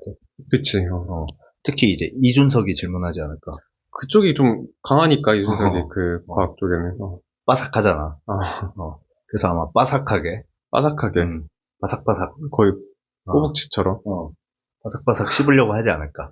아무튼, 또 이제 정책을 낸 게 광역자치단체, 음, AI 기반 청년 스타트업 빌리지를 만들겠다. 그러니까 그거 뭐, 같아. 아까는 뭐, 클러스트 뭐, 어. 얘기하고, 여기는, 아니, 그거랑은 좀 다르지, 이건. 벨리지. 창업 지원 센터를 만들겠다 정도야. 근데 이건 원래 있고, 근데 음. 그거를 이제 좀 다른 게 있다면, AI에 좀 더 치중한 거를 음. 광역자치단체 쪽에 만들겠다는 거지. 아, 이게 이제 좀 차이가 있겠지, 현실이랑. 음, 그리고 융합지원센터 뭐 이런 거를 뭐 서울, 부산, 대구 뭐 이런 데다 만들겠다는 거지. 음, 청년 창업 지원하겠다는 거지. 음. 그리고 AI 디지털 교과서 도입하겠다. 디지털 교과서? 음. 어, 그러니까 맞춤 학습, 그다음에 AI 튜터. 근데 음. 이거는 사실 이미 올해 시행하고 있어. 아, 올해부터. 그래? 어. 요새 뭐 아이패드 같은 거 이제 각 들면서 학생 한 명당 들어가지고 그렇게 또 수업 듣는 풍경을 내가 또 사진으로 본 적이 있는데. AI가 만든 사진 말고. 아, 아니, 진짜로. 근데 이게 정확히 지금 어떻게 교육이 이루어지고 있는지는 모르겠는데, 그 태블릿 PC가 되게 학교에 많이 보급이 되는 추세인 것 같더라고. 그 태블릿 PC는 나는 그 최순실이 광고를 찍었으면 좋겠다. 아, 어떻게? 뭔 말인지 몰라? 이해 못했어. 박근혜 때 국정농단. 그때 태블릿 PC 나오면서 터진 거잖아. 아, 그러니까 최순실이 태블릿 PC로 태블릿 광고를 하면은 그치. 멋있지 않을까. 어, 최근에 개명까지 했더라고. 아, 맞아. 최순실에서 최서원? 시원? 뭐 하여간 응원합니다. 그치. 그리고 저기, 그, 태블릿 PC도 그런데, 이게 뭐 나중에는 뭐 수능도 진짜 태블릿 PC로 볼 수도 있는 거고. 아, 수능을 네. 홈 에디션으로 집에서 보는 거야. 지금 토플 시험도 집에서 볼 수 있어. 진짜? 화상캠 켜고 근데 나를 보여줘야 돼. 아, 근데 진짜로 볼 수 있어. 이미 그거 시행한 게 코로나 때부터 시행을 했거든. 근데, 그거, 그 약간 부정행위에 대한, 저기, 잡아낼 수 있는 제도적인 한계점이 좀 있지 않나? 근데 그거는 실제 시험장도 마찬가지지. 실제 시험장도 감독관이 뭐 개개인을 집중적으로 보는 게 아니잖아. 근데 감독관이 홈 에디션은 감독관이 그 화상캠으로 보는 거지. 근데 화상캠 하나가 이제 나를 비추고 있고, 그다음 내가 아마 손, 뭐 딴짓거리 안 하는지도 비춰야 될 거야. 그리고 시험 시작 전에 방을 둘러서 보여줘야 돼. 아, 진짜? 생각보다 빡세. 아, 그리고 뒤에다가 화이트보드 하나 놓고. 아, 왜냐면 뭔가 노트에다가 그러니까. 하면은 막 템플릿 같은 거 적어가지고 외워서 할 수도 있으니까. 그러니까 뒤에다가 화이트보드를 놓으라는 게, 그 뒤통수 뒤에다가? 그런 거 같아. 나도 안 봐서 모르겠는데. 내가 바로 생각했던 게 뭐냐면, 그 치팅 방법 중에서, 뒤에다가, 그 있잖아, 뒤가 좀 복잡하고 막, 책꽂이 같은 거 뭐 있잖아. 그러면 거기다가 초소형 카메라를 설치해서, 지금 시험지를 카메라로 비춰. 그리고 동시 송출을 하는 거야. 뭐 다른 방이든 옆이든 다. 그래가지고 그거를 이제 도와주는 사람이 실시간으로 풀어서 알려주는 거지. 근데 뒤에 화이트보드를 설치를 하면은 그럴 일이 좀 없겠지. 근데 그거는 범죄잖아. 그치? 그냥 단순한 치팅이라고 보기 힘든 범죄 행위잖아. 근데 그거는 수능에서도 이미 이루어지고 있잖아. 그 카메라 설치해가지고. 카메라든 녹음기든 뭐 해가지고 신호 줘서 외부에서 풀어가지고 답 주는 건 하잖아. 그건 진짜 큰 범죄잖아. 그러니까 그건 다른 개념인 거지. 그거는 토플 시험장에서도 할 수 있는 건데. 근데 그러니까 내가 왜 그게 가능성이 있다고 생각했냐면 토플 시험장, 뭐 수능 시험장 이런 데서는 공간에 이제 사각지대가 없다. 근데 그러니까 집에서 이제 시험을 보면은, 물론 전에 이렇게 방을 한번 둘러봐 줘야 된다고 했지만, 결국에 시험 보는 그 순간만큼은 손과 손캠, 그리고 그 얼굴을 비출 거 아니야. 사각지대가 더 넓다. 아, 근데 난 그렇게는 안 보는 게, 일단은 컴퓨터에 프로그램도 깔아야 되고, 음, 그 다음에 토플 시험장을 가보면, 음, 이게 수능 시험장처럼 책걸상이 있는 게 아니라, 앞에 컴퓨터 있고, 약간 어학실처럼 돼 있어. 그래서, 만약에 그 홈 에디션으로 할 수 있는 치팅은, 음. 토플 시험장에서도 똑같이 할 수 있을 것 같아. 아, 그래? 그래서 그거는 문제가 되지 않는 것 같아. 그냥 내 생각했을 때, 음. 안 보이는 곳에 사람이 있는 걸 얘기한 거거든. 안 보이는 곳에? 숨어 있다가, 어, 근데 그냥 전송해도 되잖아, 그 말은. 카메라로 찍어서, 예를 들어 내가 서울에 어느 집에 앉아 있는데, 음. 카메라로 찍어서 미국에 앉아 있는 미국인한테 보내도 되는 거잖아. 홈 에디션에서. 그러니까 홈 에디션은, 홈 에디션이 아니라 실제 시험 볼 때. 실제 시험 볼 때, 봐봐. 이 모니터 뒤에서 정답을 이렇게 보여줄 수 있는, 실제 시험 볼 때 사람이 없잖아. 어. 근데 홈에서 하면은, 집에서 하면은, 그 모니터 뒤에 사람이 있을 수 있다는 거지. 모르니까. 아니, 근데 그거를 카메라를 계속 촬영하고 있고, 그다음에, 뒤에도? 모니터 뒤에도? 모르겠어. 근데, 그리고 중간중간 의심이 되는 정황이 보이면 다시 비추라고 하고, 아, 그래? 생각보다 불편해. 홈 에디션이라고 해서 점수가 잘 나오지 않아. 아, 실제로. 그리고 그런 경우가 얼마나 많겠어. 많으면 얼마나 많겠어. 그렇긴 하지. 그리고 그건 중대범죄이기 때문에, 음. 어. 아, 그걸 모두가 할 거라는 생각은 조금 문제가 있지. 그리고 그거는 실제 시험장에서도 할 수 있을 것 같아. 만약에 그 정도로 한다? 그럼 실제 수능에서도 하잖아. 뭐 예를 들어 그 어떤 장치를 들고 가거나 여러 가지 신호를 주고받으면서 이어폰을 꽂거나 뭐 여러 가지가 있잖아. 그런 식으로 뭐 뒤에 모니터 뒤에 정답이 나온다 이거 말고더라도 내가 뭔가 신호를 받아가지고 쓸 수 있잖아. 뭐 그치? 모스보호를 받아서 할 수도 있는 거고. 하여간에 어쨌든 너무 얘기로 빠졌는데 오케이. 이 얘기는 너무 길어서 편집될 수도 있을 것 같은데 편집해야겠다. 디지털 교과서 이미 시행하고 있다. 그리고 김문수는 과학기술 부총리 그리고 과학특임대 신설하겠다. 과학특임대 707. 대사직 만들겠다는 거지. 그러니까 R&D 전담시키겠다.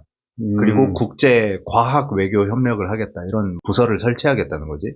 과학 외교? 바로 무슨 말인지는 와닿진 않네.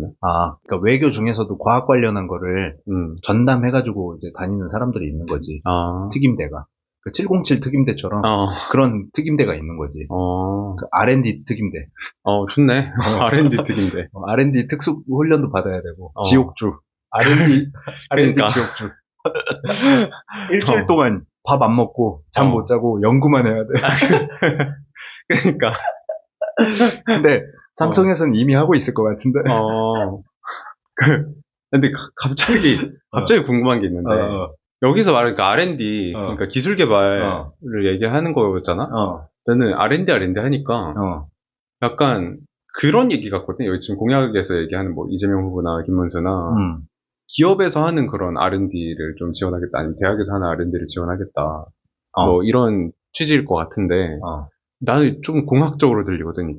그러니까 이게 정말 아까 말했던 뭐 핵심 인력 얘기했잖아. 석박사의 그 뭐 논문이나 뭐 과학 기술 뭐 되게 진짜 어떻게 얘기하면 공학보다는 순수한 그 과학적인 측면에서 계속 연구를 할 수 있는 환경이 주어질 것이냐 아니면은 실제로 AI 그 프로그램을 만드는 그 약간 회사에 가까운 그런 기술 개발에 더 치중을 할 것이냐 이런 느낌으로 봤을 때 약간 공약이 조금 더 생산성 있는 공학에 가깝게 들리기는 해. 맞아. 근데 그 잘 본 게 우리나라가 늘 그래왔어. 그러니까 이공계 지원하겠다고 해놓고 공대 지원하지 자연대 지원 안 해. 그래서 우리가 그 진짜 근본 핵심 기술이 별로 없어. 그러니까 나는 사실 이게 예전부터 좀 한계점이라고 좀 생각을 했는데 조금 더 장기적으로 좀 관점을 본다면 사실 그런 순수한 과학 쪽에서도 연구를 할 수 있는 그런 제도적인 기반이 마련돼야 한다. 맞아. 근데 거기에 관련해서는 거기에 관련해서 김문수가 좀 얘기를 한 게 없진 않아. 없진 않은데 얘기를 해볼게. 근데 확실히 그게 문과생들이 바라보는 과학기술이라는 게 공학에 가까운 것 같아. 뭐 그치? 당장 기술 개발 뚝딱뚝딱 발명해가지고 팔아라. 여기에 돈 지원하는데 사실은 발명을 하려면 근본 과학이 좀 커야 돼. 갑자기 나오는 게 아니거든. 근데 그 문송이들이 그 메커니즘을 잘 모르기 때문에 이재명도 김문수도 역시 어쩔 수 없이 문과 대생이잖아. 문송합니다. 게다가 김문수는 그 운동권 출신인데. 이제 뭐 운동선수 관점에서 보면은. 그러니까. 그래도 김문수가 싸움은 제일 잘한다. 전성기. 피지컬이 좀 괜찮아. 아무튼, 뭐였지? R&D. 근본적인 과학기술 얘기를 하긴 할 건데, 일단은 기술 부총리 좀만 더 얘기하면, 그러니까 기술 부총리를 과학특임대, 이게 5대 첨단 기술에 좀 집중을 하려는 것 같거든. 그러니까 국제 공동 연구센터 만들어가지고, AI, 바이오, 그 다음에 반도체, 세미컨덕터, 그 다음에 에너지, 그 다음에 스페이스, 그러니까 항공, 우주 뭐 이런 거. 중요하지. 이런 첨단 기술의 국제 공동 연구센터를 구축하겠다. 국제 공동 연구센터? 그 뭐 여기저기 어느 나라는 뭐 하겠지. 뭐야. 그 네이비셀 위탁 교육처럼 뭐 서로 공유하는 게 있잖아. 그치. 그런 것처럼. 자, 그 뭐, 과학특임대 존나 웃기네. 그러니까. 그리고 아까 말한 이제 이공계에 대한 근본적인 문제에 대한 확실한 해결은 아니지만 조금 얘기를 한 게 있는데 그러니까 과학기술 기본법 개정을 하겠다. 이게 뭐냐면은 과학기술인들 지위랑 권리를 보장하겠다. 그러니까 단기 연구만이 아니라 이제 장기 연구도 할 수 있게 하겠다는 얘기를 조금 하는 것 같아. 뭐 여러 가지 얘기들을 하는데 정출연 알아? 정부 출연 연구기관에 정년이 65세로 회복하겠다. 근데 여기서 중요한 건 회복이라는 거지. 원래 65세였다. 원래 65세였다. 근데 언제 떨어졌냐? IMF. 외환위기 때 61세로 내렸어. 근데 그러다 보니까 61세밖에 못해. 지금은 100살까지 사는 시대인데, 그래서 인재들이 여기에 있느니 나 외국으로 가서 시작할래. 해가지고 인재 유출이 너무 많이 돼. 그치? 그걸 잡겠다. 미국은 정년 없거든. 그러니까 잘하면 뭐 100살도 할 수 있어. 근데 못하면 20살이어도 잘려. 미국은. 근데 뭐 우리나라도 조금 인재 유출 방지하기 위해서 정년을 65세로 올리겠다. 그 다음에 PBS가 프로젝트 베이스드 시스템이거든. 그 뭐냐면 그 연구과제 중심 운영제도. 이거를 폐지하겠다. 그러니까 이게 뭐냐면은 그러니까 단기 연구만 해. 프로젝트 베이스면은 단기 연구만 통과되고 단기 연구만 성과로 잡히고 이러니까 장기 연구를 안 하려고 하지. 그리고 그러면 안 돼? 그러니까 그리고 이런 제도 때문에 행정 업무도 진짜 많고 연구 자율성도 떨어지고 그 다음에 경쟁이 심해지니까 협업을 안 해. 그러니까 다 돈 되는 것만 하려고 하지. 그러니까 그치. 당장 지금 써먹을 수 있는 거 개발해라 이러니까. 당장 써먹을 수 있는 거에 더 지원을 많이 해주고 당장 돈 되는 거에 더 투자를 하면은 누가 이제 장기적인 프로젝트를 좀 하겠어. 자율적인 그런 분위기도 아닌데. 그치. 근데 여기에는 좀 반발도 있어. 왜냐면은 오히려 지금 이것 때문에 우리가 뭔가 성장을 했다. 연구를 활발하게 할 수 있는 거였다. 라는 뭐 얘기도 있고. 하여간 그리고 돈도 많이 주겠다. 연구개발직군 연봉이 우리나라가 되게 낮거든.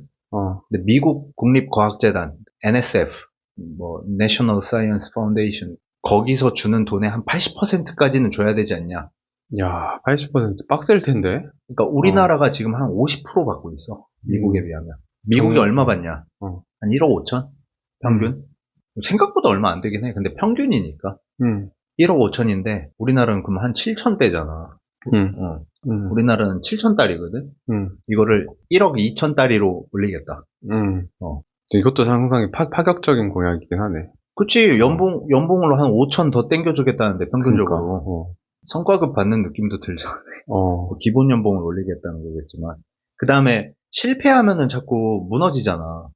그래서 제도를 하나 만들겠다. 성실한 실패 인증제도. 그러니까 도전적인 연구를 촉진하겠다는 거지. 그러니까 날로 먹었는지 진짜 성실히 했다는지 그 판단 기준이 필요하겠지. 그걸 해서 진짜 너가 날로 먹으려는 게 아니라 성실히 뭔가를 도전적으로 연구하려고 했는데 실패했다? 그럼 우리는 그거에 대해서 책임을 묻지 않을게. 그걸로 너를 깎아내리지 않을게. 라는 거를 이제 하겠다는 건데. 근데 이거 말고는 AI 과학기술 관련된 내용을 좀 찾기는 힘들었어, 김문수는. 근데 요새는 많이 나왔겠지. 약간 충분히 납득 가는 그런 저 공약들도 좀 많네. 생각보다는. 어, 근데 조금 나는 개인적으로 아쉬운 게 많아. 왜냐면 나는 이제 이공계 쪽이잖아. 그치. 그래서 문송이들의 아, 문송이들의 어, 그 말잔치다. 생각보다 이준석이 그런 면에서는 잘 다루긴 하거든. 근데 이준석은 문제가 뒤로 갈수록 문제가 있긴 한데, 근데 아무래도 현실은 좀 이준석이 더 잘 보고 있는 건 맞아. 왜냐면 아무래도 컴공에 젊고 이공계 출신이고 하니까 더 잘 볼 수가 있겠지. 근데 다만 정부 관점에서 큰 정치를 해나가면서 하는 제도나 뭐 그런 지원, 기술, 뭐 그런 투자나 이런 거에 대해서는 조금 약할 수도 있긴 하겠지만 어쨌든 뭐, 그치. 근데 이준석 얘기를 하기 전에 잠시 쉬어야겠다. 아, 오케이. 여기까지.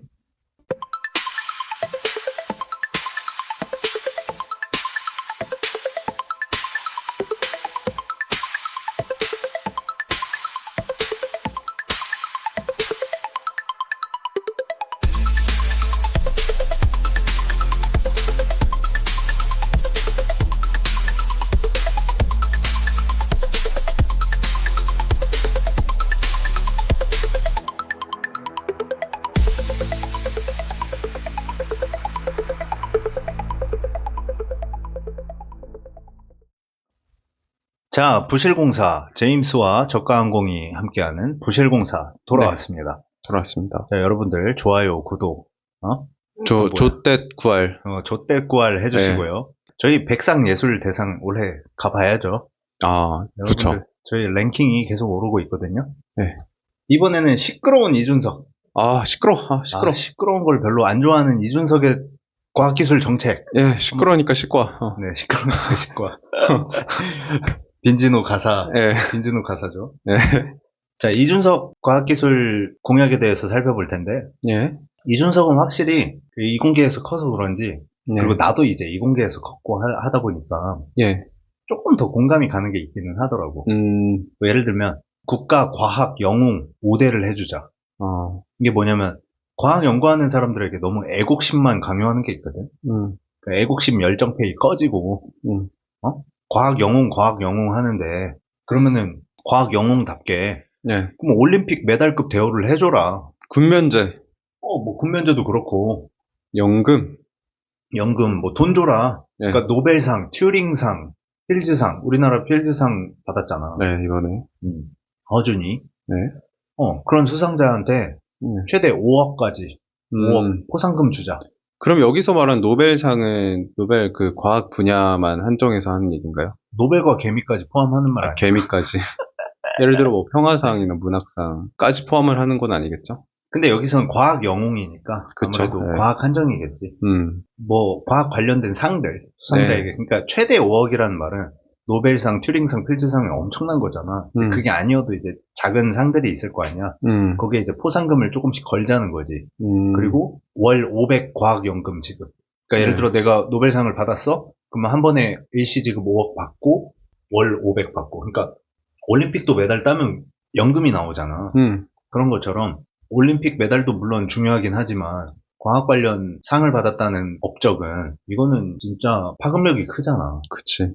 그래야 우리가 과학 선도를 할 수 있고, 과학을 선도해야 거기서 기술이 나오고, 그 기술이 나와야 결국 먹고 사는 문제로 연결이 되니까. 그래서 과학연금을 지급하자. 그 다음에 패스트 트랙. 그러니까 확실히 정치인들이 패스트 트랙이라는 말을 많이 써.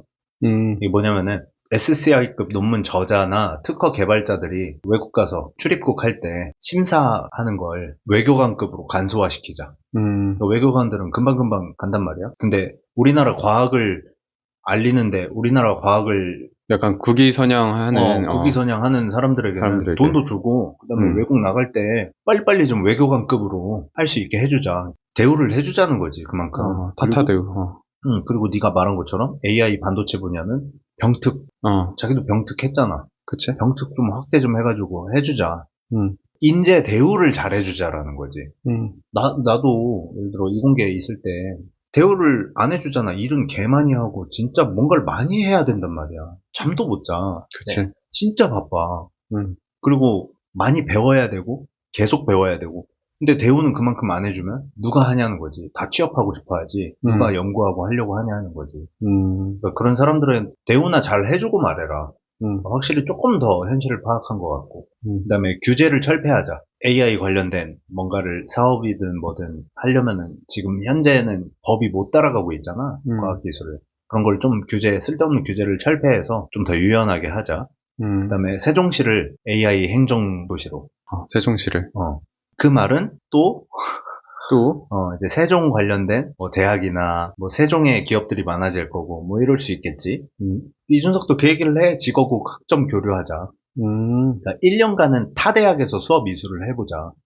그리고 대전, 세종, 오송을 연결해버려. 근데 이 연결한다는 거는 아마 제도적으로 연결하자는 말인 것 같아. 연결해서 과학기술 클러스터. 진짜 클러스터 좋아해. 과학기술 클러스터를 만들자. 그럼 여기도 아까 그 이재명은 전남 전북권이었잖아. 호남권. 근데 여기는 이제 충청도권이니까 충남대, 충북대, 공주대 뭐 이런 데가 뜨겠지. 그치? 거기도 이제 과학과 이름에 AI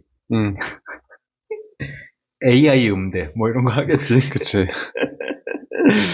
충남대, 충북대, 공주대 이런 데가 뜨긴 하겠지만 결국에 왕은 카이스트가 카이스트지. 되겠지.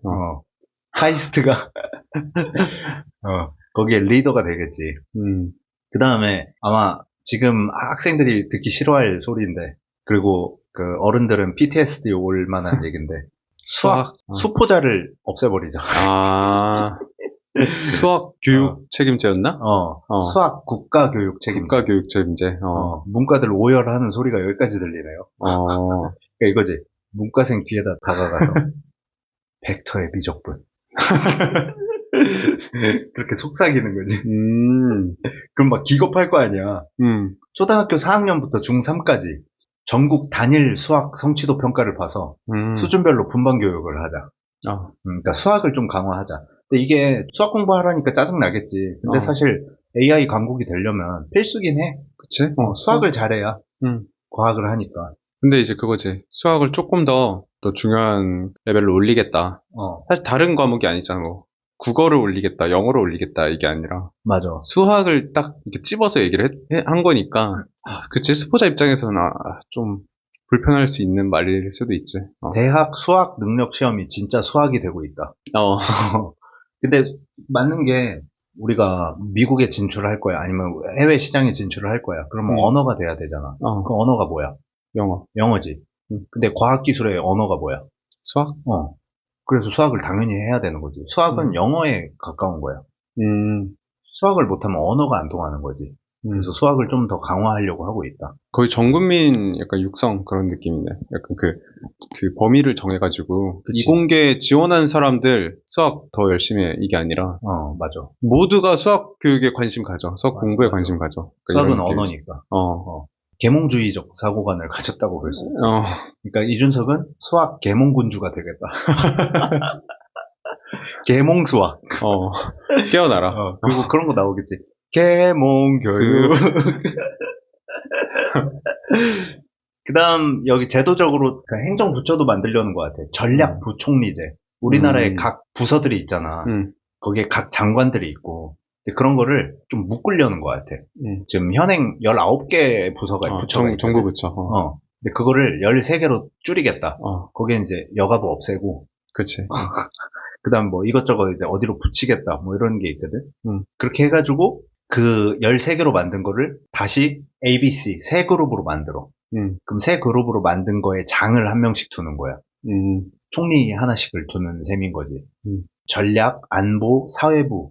그러니까 전략부총리, 안보부총리, 사회부총리 해서 3명을 이렇게 행정부처를 관리하는 총리 3명을 두겠다는 거지. 근데 이거 김문수도 그런 얘기를 아까 했잖아. 정부부처 개편을. 그리고 그 웃긴 게 특임대도 설치한다고 했고. 좀 차이점이라면 김문수는 이제 과학기술 국한돼 있는 거고 이준석은 다 포함하겠다는 거지. 모든 행정부처를. 근데 거기에 일단은 과학기술 관련 총리가 하나 있는 거지. 전략부총리. 전략부총리라는 게, 그러니까 전략부총리 밑에 산하에 뭐가 있는 거야? 그럼 그 밑에? 그것까지는 모르겠어. 아마 AI 쪽? 그쪽. AI 쪽 얘기하는 거야? 물어보는 거야? AI 쪽은 교육부, 과기부, 뭐 이런 데. 왜냐면 이제 수학교육 시키고, 과기부 이제 경제, 그 AI 관련해서 발전시키고, 그 이제 계몽군주로서 공급하겠다. 과학부랑 교육부가 떨어져 있으니까 서로 호흡이 안 맞아. 그걸 싹 다 아예 음. 고쳐버리겠다. 왜냐면은 교육부에서 안 내놓는 게 있거든. 권한 같은 거를. 그런 거를 아예 강제로 뺏어버리겠다는 거겠지. 하여간, 뭐 여기까지가 이준석 얘기였는데, 그러니까 확실히 이 새 후보에 공통점이 있어. AI? AI. AI랑 우리가 원래 잘했던 반도체. AI랑 반도체가 지금 최고야. 다 그런 관련 공약들을 차이는 있지만 강하게 밀고 있고, 이게 제일 우선 공약이야. 이들의. 그러니까 이재명 같은 경우는 아까 너가 말했듯이 정부 주도. 정부가 좀 주도하는 거고, 김문수는 처우를 개선하면서 제도화를 얘기했었고, 이준석 같은 경우는 민간 주도. 그러니까 처우를 개선하는 건 맞지만 결국은 모든 기술은 민간으로부터 나온다. 나온다. 그리고 이준석 공약 중에 좀 특이한 게 그거지. 과학 영웅. 그러니까 히어로. 그러니까 히어로가 필요하다는 거잖아. 그치. 우리 그 나라에. 캡틴 사이언스. 우리가 그치. 우리가 옛날에 이제 운동선수도 올림픽 나가서 아이폰맨. 아이폰맨. 가디언즈 오브 갤럭시 A. 나와가지고 이제 금메달 따고 하면은 국위선양이라고 해가지고 그러니까 우리나라 위상 자체가 올라간다라는 거에 대해서 우리나라 그 국민들이 많은 자긍심을 느꼈었고, 그치. 근데 이게 조금 현대에 와서 지금에 와서는 조금 그게 약해지긴 했는데, 맞아. 옛날 그 확실히 그 산업화 시대에 비하면은, 근데 이제 과학기술 영웅을 필요하다라고 한다는 거는 이런 영웅이 나오면은 선망의 대상이 되고 나도 한번 그러니까 이런 생각을 가질 수 있고, 그치. 그러니까 이게 약간 그런 보이는 동기를 좀 제공하겠다라는 것처럼 좀 보이기는 해. 맞아. 근데 나는 여기에 올림픽 메달급 대우를 한다는 거에 좀 더해서 이준석이 조금 더 했으면 좋겠거든. 어떻게? 올림픽처럼 생중계.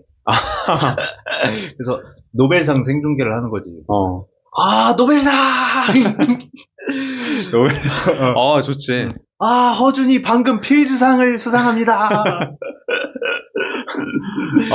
근데 확실히 그런 부분, 이제 뭐 순수과학, 기초과학 부분에서 우리나라가 노벨상이 하나도 없잖아. 그치. 그리고 옆 나라, 일본, 노벨상, 많이 받았잖아. 일본이 한 몇십 년 전에 노벨상 50개 만들겠다고 선언했어. 그래서 우리나라가 진짜 콧방귀 꼈거든? 그 새끼들 그때 노벨상 하나도 없을 때? 우리가 비웃었지? 벌써 20개인가 돼. 야, 20개? 야. 19개인가? 그리고 일본인이지만 미국인 뭐 이런 거 포함하면은 20개 넘었어 이미. 그러니까 일본 그 저기를 보면은 특이한 게 그 우리나라로 치면은 사실 뭐 노벨상이 어디서 그러니까 나온 적이 없지만 그 과학 분야에서 어디서 제일 많이 나올까 그냥 상상을 해본다면 뭐 난 떠오르는 게 카이스트 뭐 서울대 이렇게 떠오르는데 일본 같은 경우는 되게 다양한 대학교에서 맞아. 뭐 예를 들면 갑자기 뜬금없이 나고야에서 나온다든지. 그니까 그만큼 각각 대학에 경쟁력이 있다는 거고 그만큼 그치. 투자를 많이 한다는 거 기반이 돼 있다는 건데 그치. 이런 부분이 좀 그치 좀 배 아프긴 하지만 근데 그건 일본의 특성도 있는 것 같긴 한데 그래서 우리나라도 이제 지방에 각각 특성화된 그러니까 기술을 특성화시키겠다는 거 아니야. 뭐 AI는 어디, 반도체는 어디, 뭐는 어디 뭐 이렇게 부울경 메가시티는 뭐 부산은 뭐 아까 이재명 얘기하듯이 그런 식으로 나누겠다는 건데 근데 우리나라가 지금 북한이랑 합쳐서 지도를 그리잖아. 근데 그래서 그렇지 이쪽 남한 쪽 대한민국만 지도를 그려보면 거의 정사각형이거든. 그치. 그래서 우리는 지역 색깔이 일본보다 크지가 않을 수 있는 것 같아. 그러니까 일본 같은 경우는 지역 간의 이동이 개멀어 일자여가지고 맞아. 그러다 보니까 지역의 각각의 특성, 각각의 기술 개발도 잘 되는 지리적으로 잘 되는 게 있는 것 같아. 확실히 걔네는 지역 특성도 있고 물론 개방을 가장 먼저 했고 받아들였고 뭐 이런 것도 있겠지만 그리고 뭐 그런 것도 있지 않을까. 옛날에 그 지방 분권 그 세력이 좀 강했을 때 에도 시대. 그치. 각각 그 맹주라고 하지. 얘네들의 힘이 좀 막강했던 그런 사실도 있고. 사실 우리나라는 예전부터 좀 중앙 집권적인 권력의 형태였고. 맞아. 그것도 좀, 이따 정치 공약에서 말하겠지만 그것도 좀 분산시키려고 하는 것 같아, 그래서. 근데, 그러니까 일본의 특성은 그거지만 우리나라는 또 일본 때문에 멈춰있던 시기가 있잖아.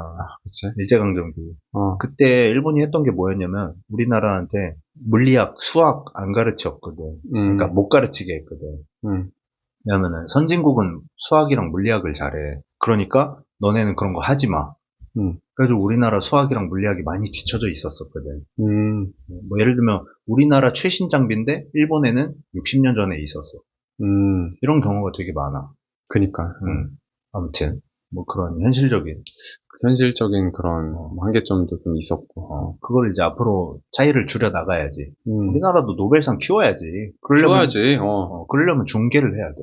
중계도 하고. 저 올림픽 중계처럼 진짜로 대우를 해줄 거면 그렇게 해줘야지. 그러니까. 그리고 라디오스타 나오고 그리고 라디오스타는 이제 따까리들 나오고 그다음에 진짜 메인급 상 거하게 받은 사람들 있잖아. 그런 사람들 부실공사 나와서 한번 인터뷰도 인터뷰하고. 따고 앞으로 그 과학 그 저기 기술 정책에 대해서 바라는 점 뭐 이런 것도 뭐 물어보고. 그렇지. 우리가 그리고 또 질문을 날카롭게 해서 오줌 싸게 만들 수 있단 말이야. 그치. 그러면 여기서 제로투도 추계하고 쇼츠로 올리고. 좋지 그러면. 그걸 해봅시다. 그럼 우리가 앞으로 이제 과학 영웅들을 히어로들. 인터뷰를 하는 걸로 결정을 했으니까 여러분들 이제 앞으로 과학 영웅들은 네. 여기에 무조건 나와야 된다. 네, 맞습니다. 안 나오면 사형. 과학 예전에 그 있었죠. 그 이휘소? 이휘소. 노벨상 받을 뻔한 그 힉스 입자 뭐 거기에 뭐 도움 줬던. 그러니까 저기 일단 IQ 170 넘는 사람 전략적으로 키워라. 그치. 그럼 뭐 여러 가지 제도들이 있을 수 있죠. 근데 되게 재밌는 것 같아요. 과학 영웅이 공약을. 캡틴 사이언스. 네. 그러면 뭐 이렇게 좀 마무리가 되는 것 같은데. 그렇죠. 여기까지 과학기술 정책에 대한 각 후보별로 이제 알아봤고, 이제 그 다음은 경제 경제 공약인데, 예. 이거 잠깐만 끊을까요? 네, 잠깐 네. 끊고 가죠. 예. 네.